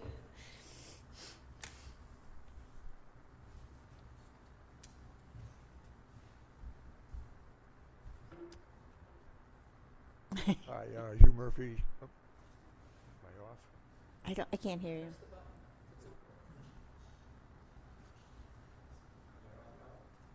No. How about now? Yes. Yeah. There we go. I'd just like to reiterate. Oh, Hugh, could you just Oh, state okay, your so name who and am I? address? Hugh Murphy, 11 Stern Street, member of the Board of Canvassers, and behind me is Mr. Ken Newman. Also, he's chairman of the Board of Canvassers. I'd like to make a statement relative to what I had brought up before, is the fact that even with the 735 participants we had in 2025, that represented less than 14% of the eligible voters. This year we only had 275. which represents 5.3%. So obviously, you know, we're not getting a lot of participation. And as Ed pointed out, if you open it up to an all-day referendum, you're going to get more people. I mean, we've seen that before. You know, I think in primaries, for instance, you know, we have great turnout. If people understand, you know, if we published the information that's going to be in the budget and announce the fact that we're going to have, you know, an all-day referendum, I think we get a lot of turnout.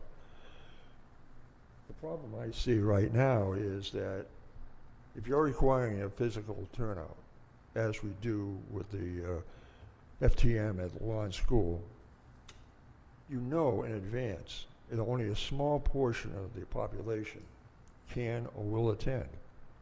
So it's inherently exclusionary. So all I'm saying is, if you open it up to an all-day referendum, you become more democratic.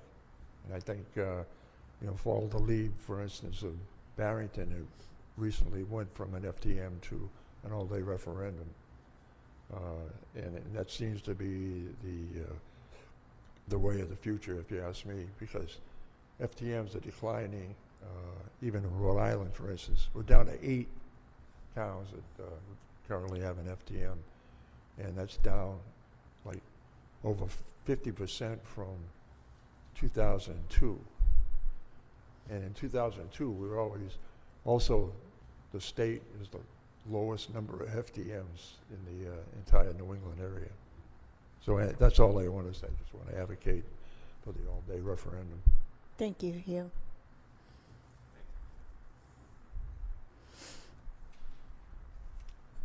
I'm Ken Newman, 23 Avenue B. I'm the chair of the Board of Canvassers. Before I speak, I want to acknowledge how grateful the Board of Canvassers is to the town council and those people who are departing. Hey, we got till the 24th. You're not done yet. We might change our mind now. Madam President, Councilor Maha, Councilor Russ, Councilor Bryan, who's listening. I can see him, but he's about 3 inches wide. Okay. It's a little bit of a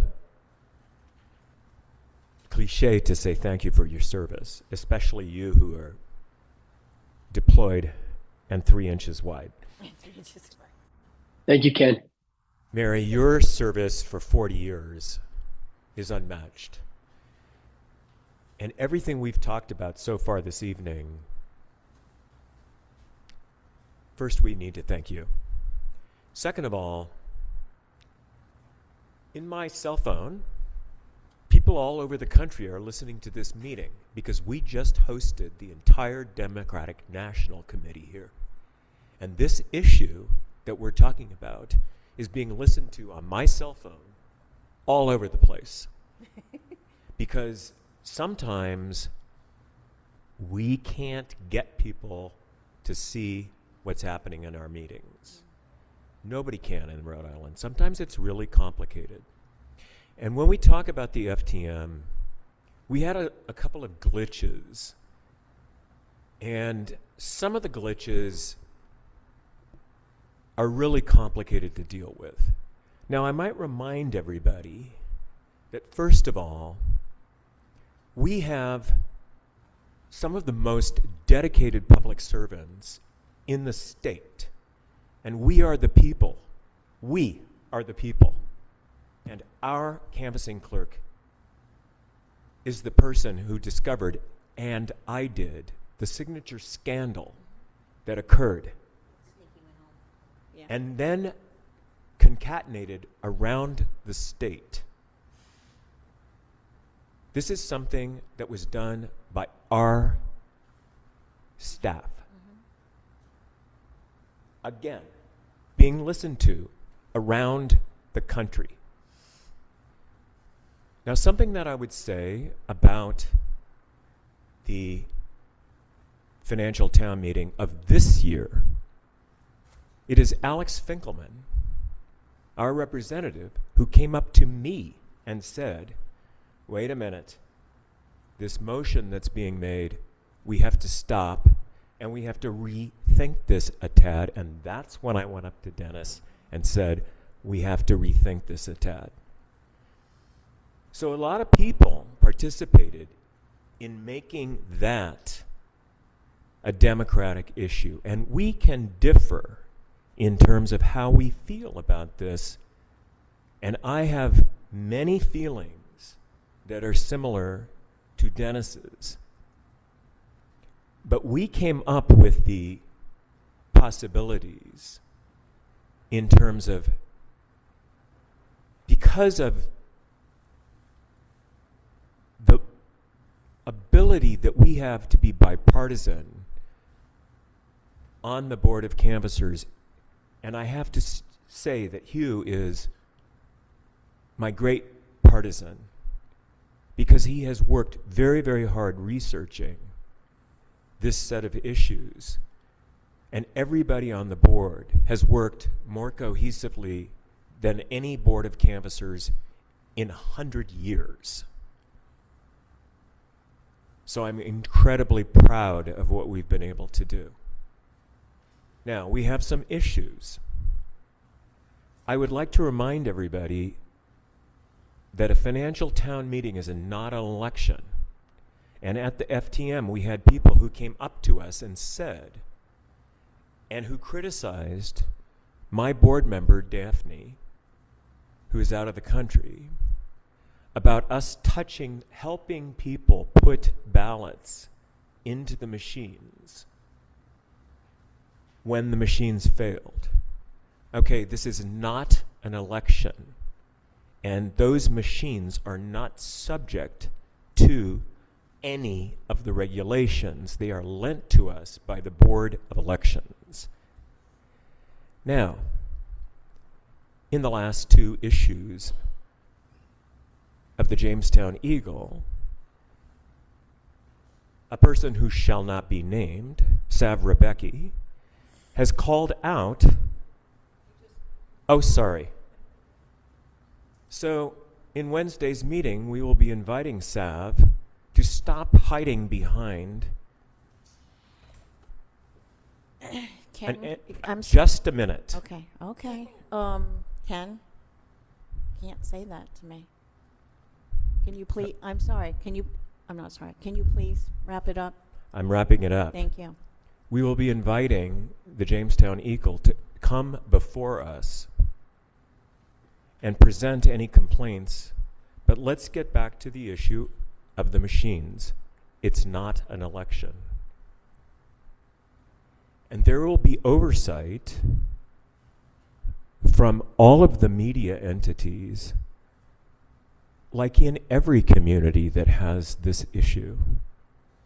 But we don't do this by having pot shots taken at people who are doing their job.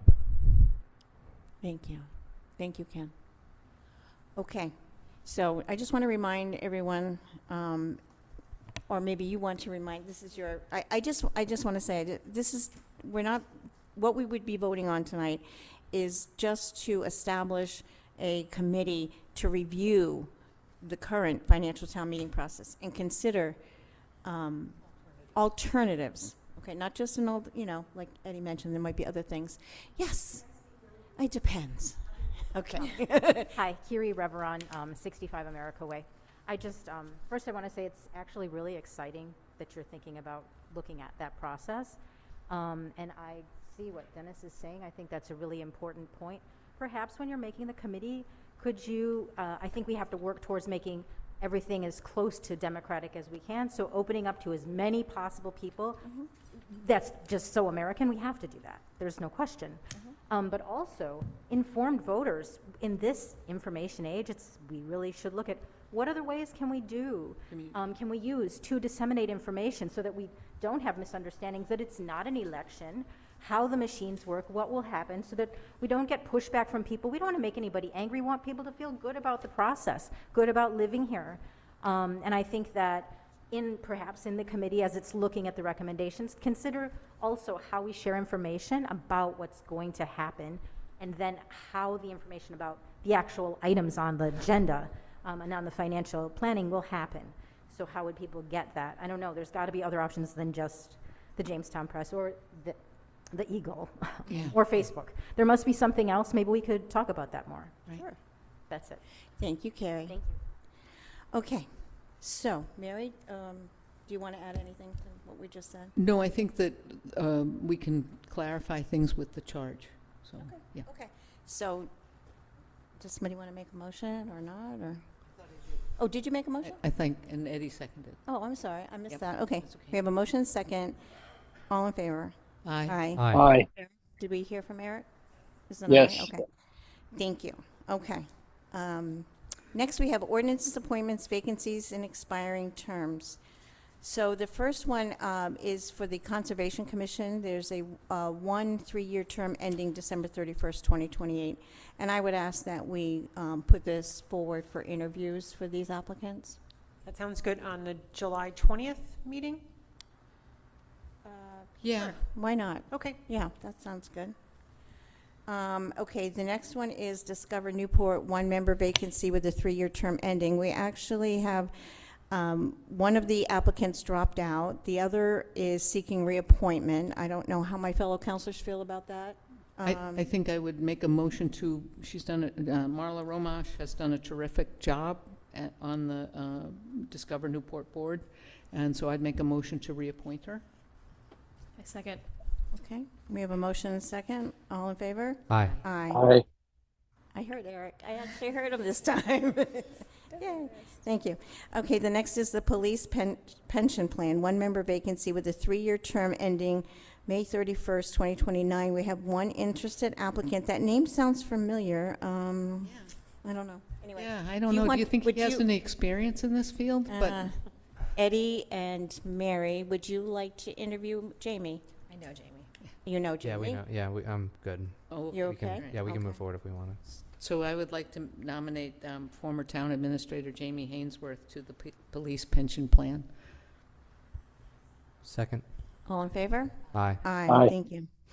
Okay, this is just announcing that there's 2-member vacancy of the Senior Services Committee.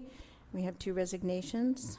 Tax Assessment Board of Review, 1 full-member vacancy. Let's see, we have our letter of...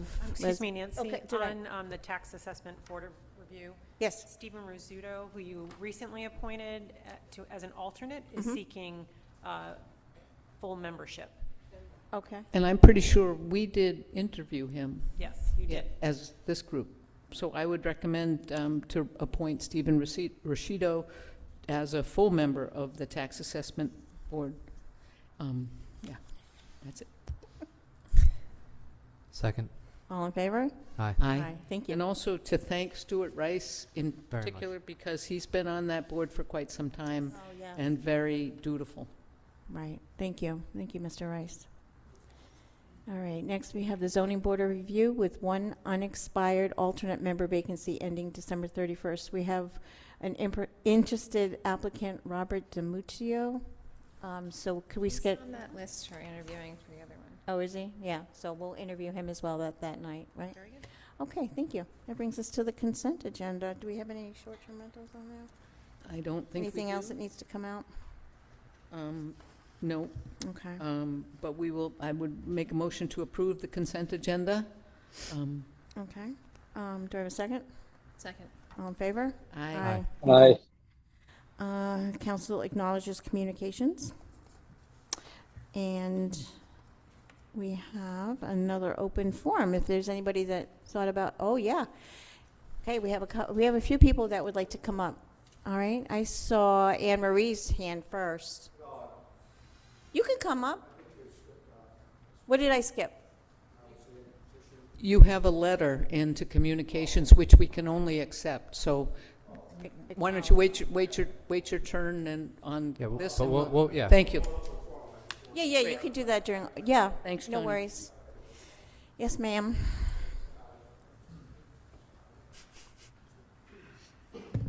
Could you state your name and address, please? Anne Maria Perlo, 541 Seaside Drive. I'm just wondering about the shade structure at Heads Beach. Has there been any attempt to communicate with local residents to get an opinion from them, whether it's something that is desired?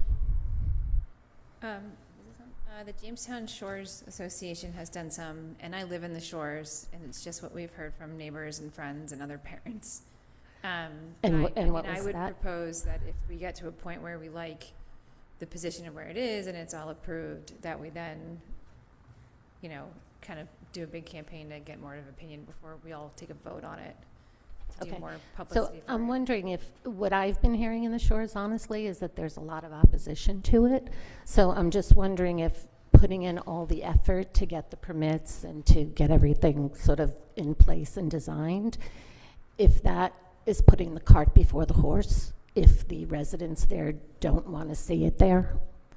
I mean, I don't know about sort of the legalities of the process, but I'm just wondering if it's going to put in a lot of effort that people aren't really supportive of, and if there's a way to change that process. Okay. I see. I mean, a couple of thoughts is I think, I Okay, mean, it's we'll a- get Eddie's thoughts yeah, first. Go ahead. it's a, I don't think it's, I mean, I might go up there. I live on the west side of the village. So I think we might want to certainly ask the folks that are most proximal to where the structure would be. But I think I'd want to be careful about just saying, okay, it's really up to the Shores whether or not they want it. I mean, Agreed. yeah. Agreed. And I know we had some folks come in, and there was, if I remember, like some folks that were interested in it, some folks that were skeptical of it. My recollection was that it was very hard for anyone to know what it was that we were considering without Exactly. having a sense of like what it is, what does it look like, what the plan might be. Yep. Town administrator, I don't want to put you on the spot necessarily, but like if it's a Herculean effort to go through the process to look at it, then I would maybe caution us to move too quickly. But if it's relatively light effort to put some shaping on it to be able to present it to the community, I would be more inclined to do that versus saying yes or no with not that much information. Yeah, so the application that was put forth to CRMC, gives you a graphic of where it would be, actually gives you a graphic of what it would look like standing on the ground. At the request of the council tonight, we'll go back and amend that application to see if there's options about the location of it, and then bring that back to the council with the same presentation. And then the council would then present something to the town so folks could have some input. It would be on the agenda and would be public meeting. Okay, thank you. Thank you. All right, I saw some other hands as well. All right, let's, I don't know who did it first or second, I don't know, so. Rocks, paper, scissors. Good evening, Alex Kane, 40 Stern Street. I just want to follow up on the topic about the shade structure at Heads Beach. So I want to thank the town council and the town administration for, I think, improved transparency about the shade structure. It's been discussed here. There was actually a quite good article about it in the press. It was a front page article. It showed a picture of what the shade structure is. And I think from that, and then honestly through transparency, if it being on the town council agendas where we can all come and directly hear what is being proposed, that's very, very positive. Having said that, this is what we keep describing as a semi-permanent shade structure, but the fact that there will be pilings in the ground make it a permanent adjustment to the coastline. To my knowledge, we don't have any permanent structures at Mackerel Cove. Everything is removed, allowing that coastline to remain natural and pristine. I do believe that we probably have many different points of view in our community about our shorelines. I will say that a permanent structure, semi-permanent, permanent, sets precedent for recreation of coastline that could potentially be detrimental. And while we have CRMC protecting our coastline, I do think that keeping our coastline as natural as possible and not putting permanent structures in place is something that is beneficial. It's one person's opinion. I agree completely that it should be presented to the community and people should have the opportunity to weigh in. The other factor is that taking this structure up and down is going to require town resources, energy from our Parks and Recreation Department, and I just question whether or not that's where we want to be spending our efforts. So I'm in favor of doing things to improve Heads Beach, make it a nicer environment, bringing in sand, planting more trees, but I do think we have to think really carefully about any kind of permanent structure for our coastline. At any of our beaches in our town. So I come from Narragansett, I grew up there, I know what it looks like when permanent structures happen at town beaches. So it's something we just have to be so thoughtful about because any kind of permanent or semi-permanent structure will be precedent. So thank you for your time and your consideration. I know that we all want our shorelines to be beautiful places for us all to enjoy. Thanks. Thank you. Yes. That's okay. Hi. Hi. Dr. Moffett, 91 Carr Lane. New resident here, moved here. I'm sorry, sir, could you speak into the microphone? Oh, sorry, Parker Moffett, 91 Carr Lane. New resident, moved here in September. I have 5 children, 2 at Melrose, 1 at Lon, and then 2 at North Kingstown. I'm going to echo what this gentleman said with in terms of gratitude. I've lived a lot of different places. I'm here tonight because my emails actually got answered. I've never had a town do that before. Special thanks. Who answered it? It wasn't me. No, it's going to go to the police department. Lieutenant Catlow. Okay. She was emailing me Yeah. on Sunday. I've never had that happen. So big thanks to her and the reason why I'm here. I'm going to make this real quick. It is about Carr Lane. I'm new here. I'm sure traffic gets brought up quite a bit. But I really have 3 points. One is, again, I researched this, so this could not be right, new, but the history of why Carr Lane is the way it is today, the risk that it poses to people on the street, and then just a potential fix idea, just for you to consider. So it's my understanding that Carr Lane used to be just sort of a country lane. You're making my point for me. This is great. But then when the Highway 138 came through Eldred Avenue, took that connector road off, and now, because of GPS, because I've done it, I've actually driven it, to go from the other side, it saves you about 45 to 60 seconds. So people on the North Road cut across Carr Lane to go East Shore, to go to Newport, vice versa. Lieutenant Catlow was nice enough to do a traffic study. We get about 1,000 cars a day coming through there. I will say this is not a speed issue as much as it is a volume issue. So I went through all the other traffic studies done at Walcott, North Road, America Way, I think Seaside is another one that was done recently. The speed didn't vary that much. What it did was the volume. I have 5 kids. They have to walk down the East Shore between 6 a.m. and 7:30 to catch the bus. They come home at 2 and 3:30. Obviously, there's no place for them to walk except for on the road. So about the traffic study showed that about 65 cars a day on average are going over 40 miles an hour. And it typically happens early in the morning or in the afternoon when it's not that busy yet, because it is only an 18-foot wide lane. So actually, sometimes volume helps because if 2 cars are coming at each other, they have to slow down to pass. We just installed a new mailbox. 3 days later, it was hit.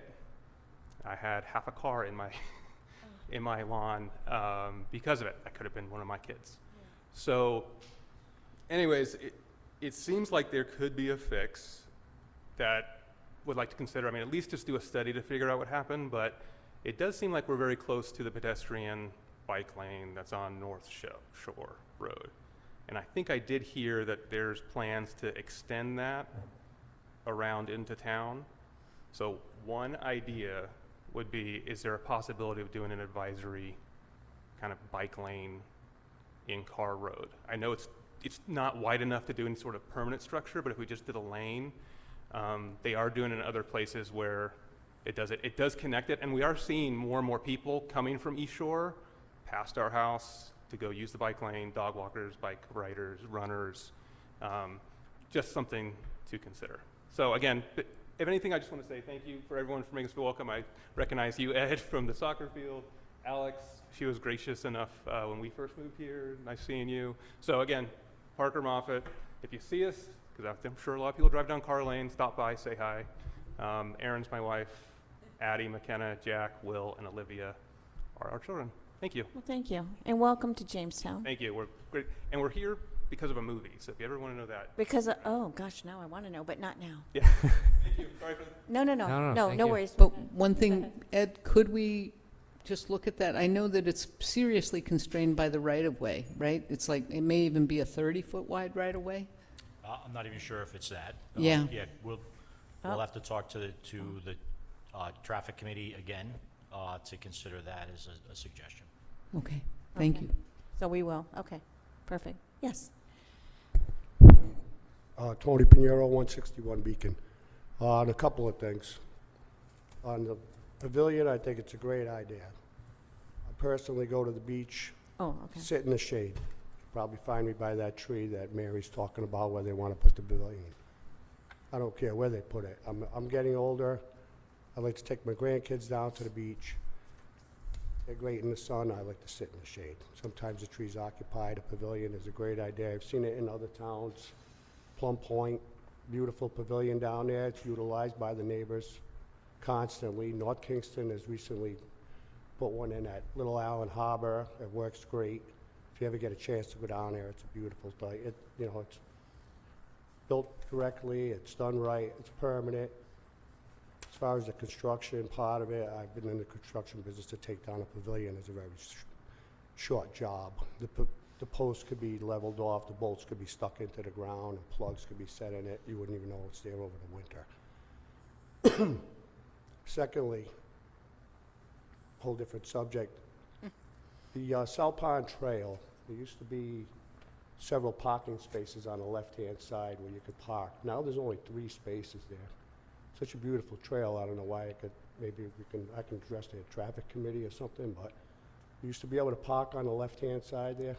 You're coming in, but now there's only 3 spaces. Where is that, Tony? South Pond Trail. South Pond Trail. It's the best hidden trail in Jamestown. Oh, down. Showed by the water station, the water pumping station. So. What are you asking? I'm just, Oh, I'm for wondering why parking. there's less parking than there was. There's Okay. enough parking for 3 I and the don't trail's know. good for No?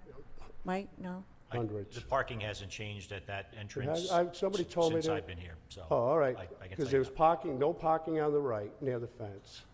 I just had some people go down there the other day. I didn't go personally, I'll check it. If I'm wrong, sorry. The left-hand side was always open for parking, so you Yeah, could you get can't like obstruct- 10 cars yeah. down there. It hasn't been parking there in a long time because of the trucks coming and going out of the water treatment plant.